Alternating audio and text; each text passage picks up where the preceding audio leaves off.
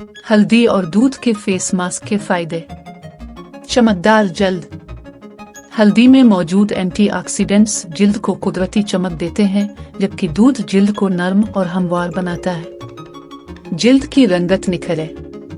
ये मास्क जिल्द की रंगत को हमवार करता है और रंग साफ करने में मदद देता है। मुहासों का खात्मा।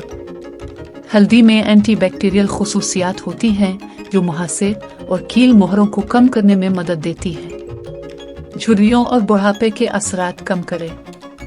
हल्दी जिल्द को तरोताज़ा रखने और उम्र के असरात को कम करने में मददगार है। हल्दी और दूध का फेस मास्क बनाने का तरीका।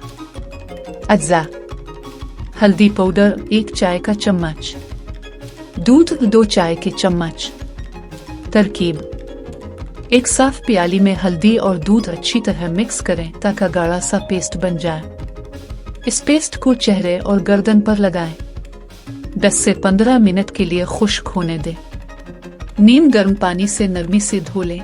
चेहरा साफ तौलिए से खुश्क करें। एहतियात। इस्तेमाल के बाद कुछ देर धूप से बचें। अगर चेहरे पर जर्दी रह जाए तो अरक गुलाब से साफ करें। इस्तेमाल की फ्रीक्वेंसी। हफ्ते में 2 बार इस्तेमाल करें। जल्दी निखर जाएगी और ताजगी महसूस होगी।